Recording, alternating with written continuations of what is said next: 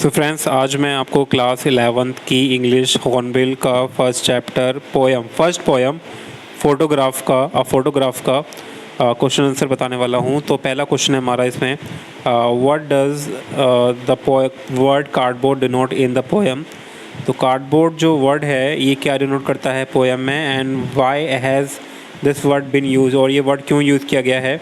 तो इसमें आप आंसर लिख सकते हैं, the word cardboard denotes that it is an instant snapshot which has a cardboard base।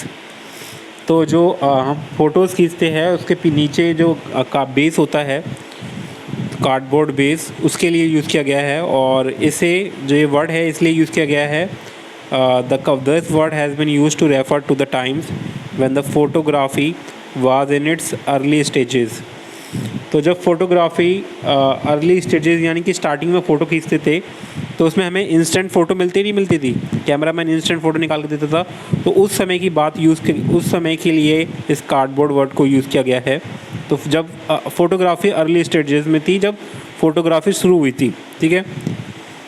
अब सेकंड है हमारा, what has the camera captured. Camera ने क्या कैप्चर किया है, क्या फ़ोटो ली है, किसकी फ़ोटो ली है। The camera has captured the 3 person, 2 girls and the poets mother. तो कैमरे में आई है 2 लोग आए हैं, एक लड़की, 2 लड़कियां आई हैं और एक पोएट की, लेखक की मदर आई है। दे वर इन्जॉइंग, यहाँ वर आएगा, हेयर नहीं, were enjoying a holiday on a seaside, जहाँ जो ये तीनों ही हॉलीडे इन्जॉय कर रही है समुंदर के साइड पे, बीच पे। So what has not change over the years. तो क्या चेंज नहीं हुआ है सालों से। Does this suggest something to you. तो क्या इससे आपको कुछ आइडिया मिल रहा है, सजेशन मिल रहा है। Sea hasn't changed over the years. तो जो समुद्र है, सी है, वो चेंज नहीं हुआ है। And the sea waves keep rolling on the to the coast and then back, and this suggest by contrast that human being change rapidly. तो जैसे कि सी की जो वेव्स होती है वो कोस्ट पे आती है, ठीक है, और वापस चली जाती है।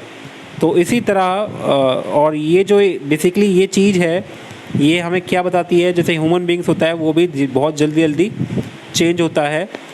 तो उसके बारे में ये आंसर। सो अब क्वेश्चन नंबर 4 है, the poets mother laughed at the snapshot, what did his laugh indicate. तो जो उसकी पोएट की मदर होती है वो स्नैपशॉट पे हंसती है, फ़ोटो पे हंसती है। सो उसकी जो मदर हंस क्यों रही है, मतलब क्या इंडिकेट करती है उसकी हंसी मदर की। So the poet mother laugh to see her photograph. तो उसकी मदर अपनी फ़ोटो देख के हंसती है। And she was then young and charming.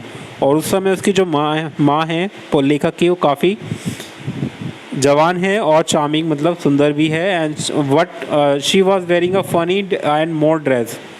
तो इसकी माँ ने एक फ़नी ड्रेस पहन रखी है। And suitable for a C holiday, जो समुद्र के आसपास जैसे काइंड ऑफ फ्लोरल ड्रेस होती है ना, उस काइंड ऑफ ड्रेस पहनी हुई है, ठीक है। अब 5th क्वेश्चन है हमारा, what is the meaning of the line both wry with the laboured ease of loss. तो इस लाइन का मतलब क्या है। तो इसका मतलब है, mother's photograph belongs to 20-30 years past, यानी कि जो मदर की फ़ोटो है वो 20 या 30 साल पुरानी है। She was then young and sweet, उस समय वो जवान, यंग थी एंड स्वीट भी थी। And but now she bore the marks of advancing year and she was out of shape. Now the mother herself is dead and gone, ठीक है। क्या, कहाँ थे हम, हाँ। So the mother herself is dead and gone and her laughter is a thing of past। तो यानी कि जो उसकी मदर है अब उसकी एज बढ़ रही है और जिसकी वजह से जो आउट ऑफ शेप भी चली गई है, थोड़ी मोटी भी हो गई है। और मतलब उसकी जो माँ है वो अपने आप को, मतलब आप अपने आप को अंडर एस्टिमेट करती है, काइंड ऑफ कि मैं अब मोटी हो गई हूँ, बदसूरत हो गई हूँ, काइंड ऑफ। जो ये हंसी है, ये बेसिकली क्या है हमारे, वो अपने पुरानी फ़ोटोज़ को देख के हँसती है कि अब मैं कैसी हो गई हूँ और पहले कैसी थी। It does not have a musical ring.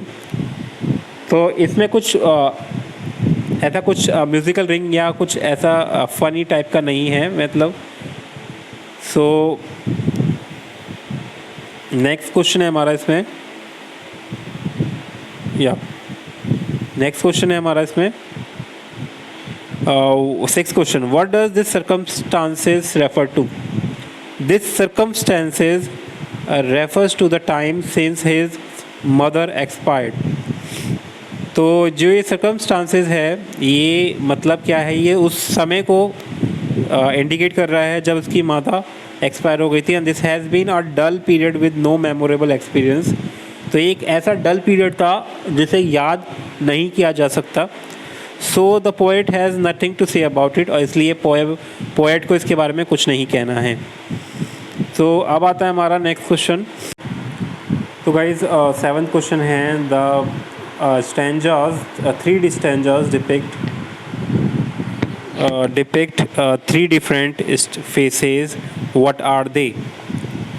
So the three stanzas of the poem depict three stages. In first stage, mother was young and sweet.